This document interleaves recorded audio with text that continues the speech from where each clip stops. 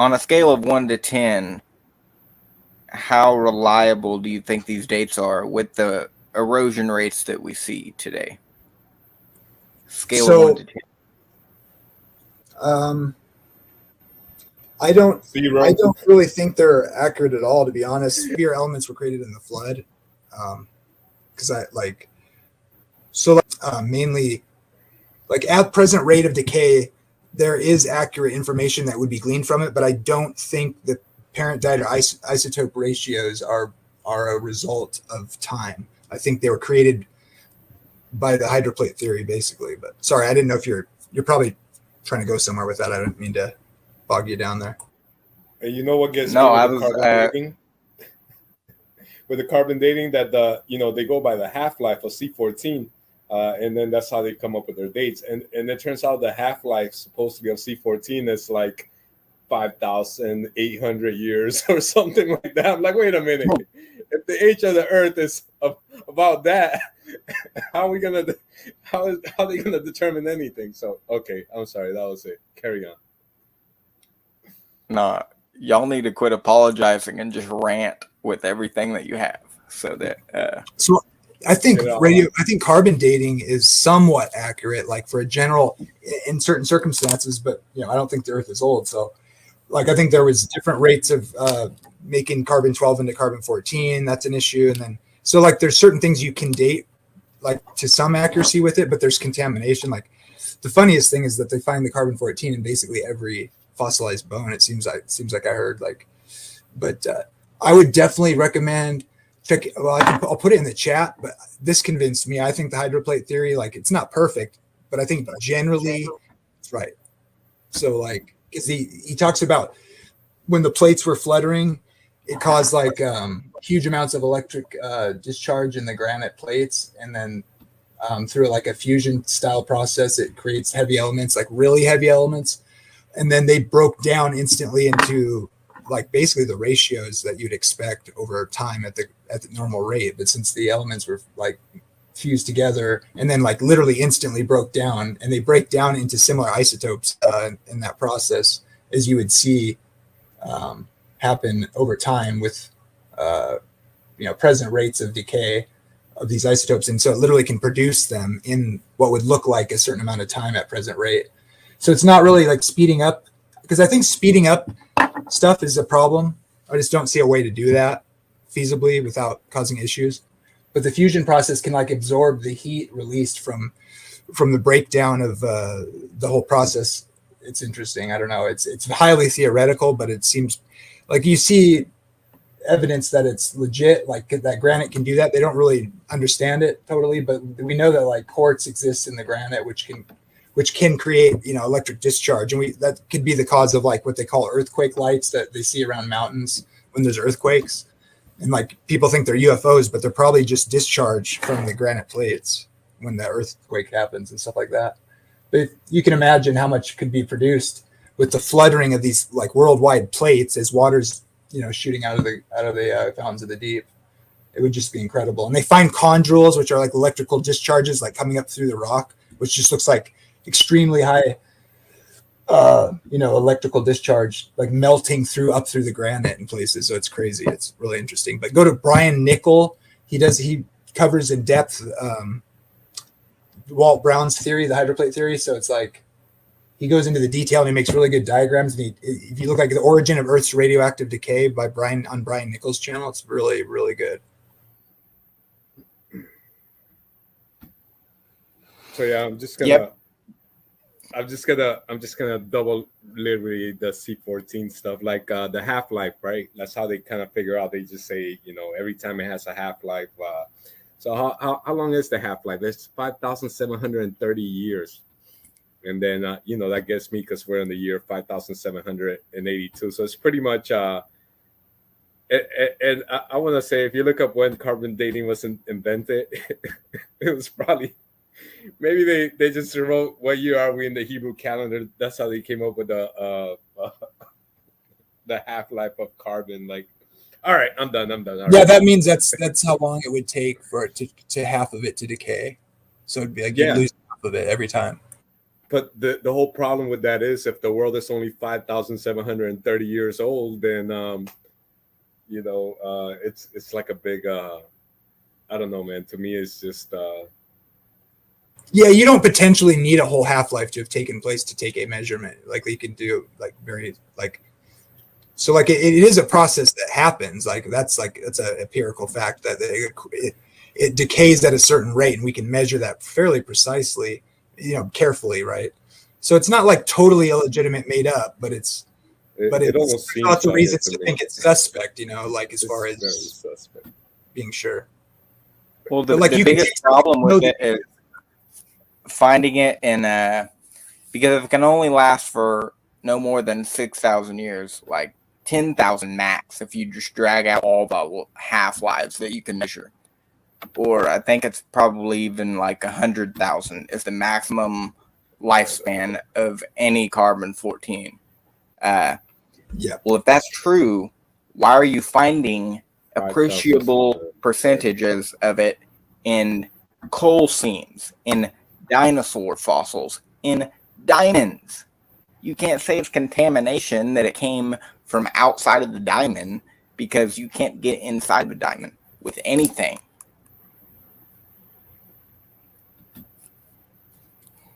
Yeah, it's the diamond and the zircon crystals but that's the helium and the zircon crystals. Yeah, there's like that seems like to me to be a defeater for the theory. Like if you find carbon-14 and diamonds and stuff, or you find helium in zircon crystals, there's no way it's that old. There's just no way, because the helium would have all leaked out. It's just not. That's a defeating fact to that whole idea. They really don't have any. And if it's contamination somehow, which is almost impossible, it seems to me, they have some ways of trying to explain it away, but it's suspect, because if contamination that severe can happen, then it just kind of throws the whole thing out then, because how do you know there's not how much contamination there is or not? How would you know? Also, does carbon decay at the same rate if it's in a freezer or a refrigerator or underwater? It's not a constant.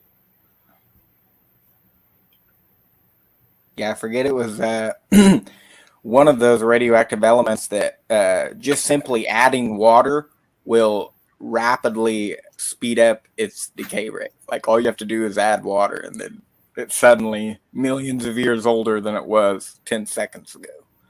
Yeah, soluble and stuff like that. Certain kinds are water soluble, really. So if water gets in there, it totally can screw it up and take the water, absorb it up or whatever. I forget what they call that, soluble, I guess. Yeah. But what you said, Jamie, about the hydroplate theory and the origin of the elements, that was spot on. So I think we devastated that page of this textbook. And, that particular lie, that's probably the most popular one. That's how they fight the battle and win it. It's radiometric dating. That's the time, they need time to make the theory make sense. So a lot of their propaganda machine actually goes into promoting the idea that those dates can be trusted. They're just, I don't know.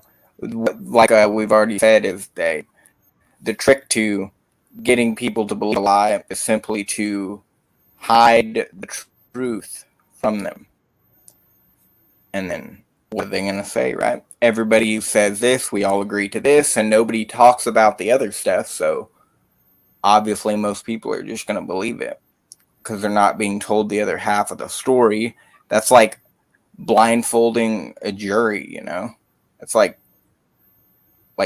if you went to court and you only heard the prosecutor's side. Well, there's something wrong with that. That's why they have both sides there. Hello.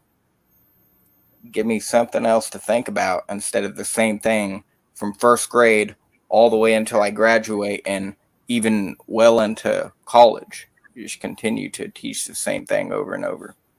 It's like reminds me of the high schooler who's in classroom and he can't quit complaining about how he's seen this same damn video since he entered the first grade. It's like, why do you keep showing me the same stuff over and over? That's why the kids don't want to go to school, because they're not learning there. They're just getting handed like a pamphlet.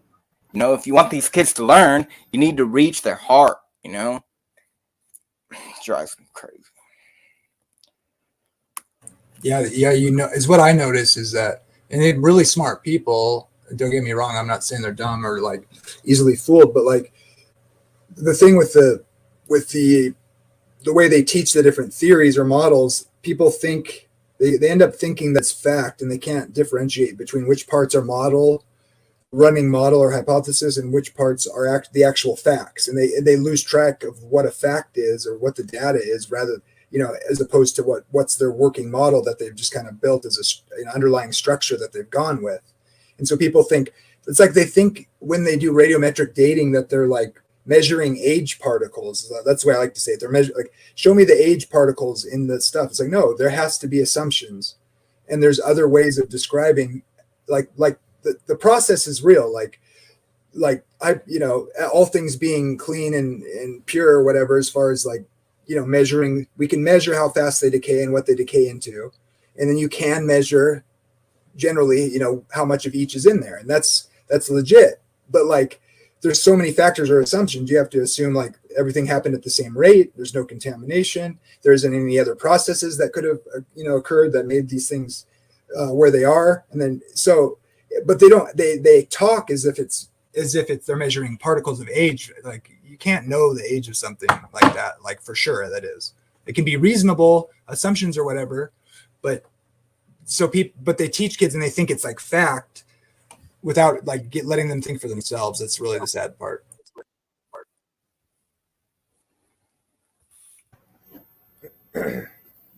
Well, for instance, it says here that zircon crystals that form as molten rock cools. Okay, molten rock cools at a what does that say? Thus, new zircon crystals that form as molten rock cools contain no lead. However, uranium decays into lead at a predictable rate. They say this is happening in tiny zircon crystals, which are in very, very deep strata in Precambrian bedrock. Okay, it's granite, and it's under miles and miles of sedimentary rock and dirt. So these little tiny zircon crystals, as Jamie just mentioned, actually have helium in them, which is what? The lightest gas that there is in the entire universe. And somehow it's going to stay under all of that weight when it's a rapidly escaping gas. Like, how is that even possible for helium to be contained in a zircon crystal? And then at the same time, you're going to turn around and say that because the rate at which uranium decays into lead in that zircon crystal, it's billions of years old. There is a glaring contradiction just within one little zircon crystal.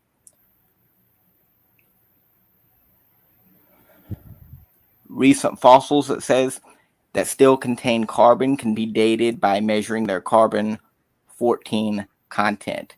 Most of the C14 in a fossil will have decayed after about 60,000 years. So we're down to 60,000 years breadcrumbs, okay, when we're talking about carbon being found in coal. It's supposed to be millions of years old. Well, if it can't last for more than 60,000, what's going on? Yeah, the coal's one thing. Finding it in the coal is maybe a little more reasonable to think that there'd be contamination. It seems to me, anyways, logically speaking. But like in dinosaur bones, like carbon-14 is absorbed in living animals or living plants. You know, because animals will eat plants essentially, right? Because it comes from the radiation in the atmosphere, and so plant eating animals eat the plants. So that's how they get carbon-14 inside of them.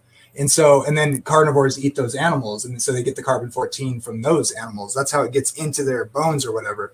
So the idea that like carbon-14 is just leaking around everywhere and to contaminate those bones, and like it's in like almost any of them, it's like that doesn't make.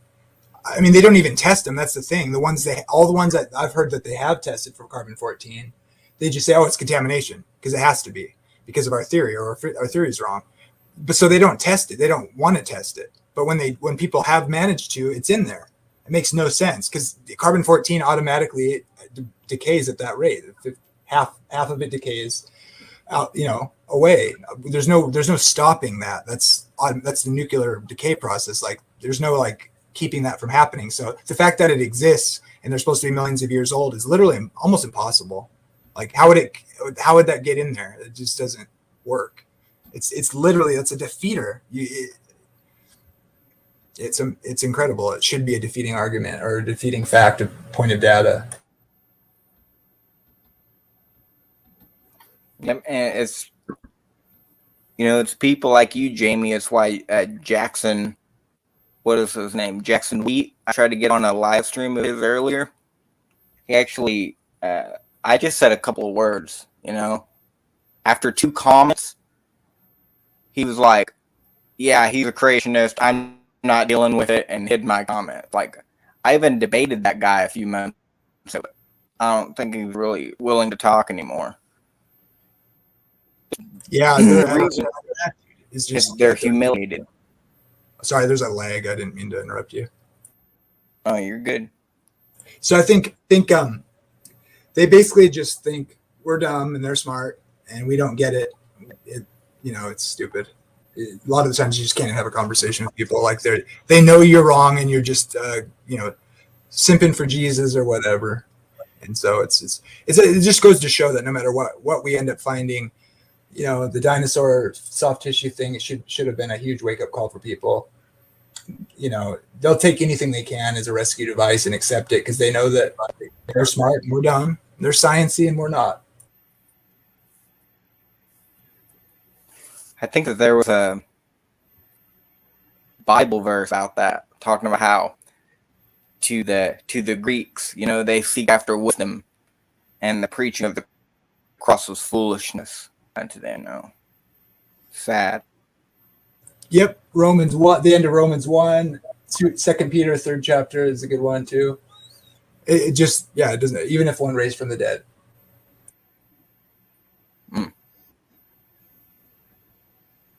Man, it's horrible. But, ladies and gentlemen, that is God's plan. It actually blindfold those people to where they can't see.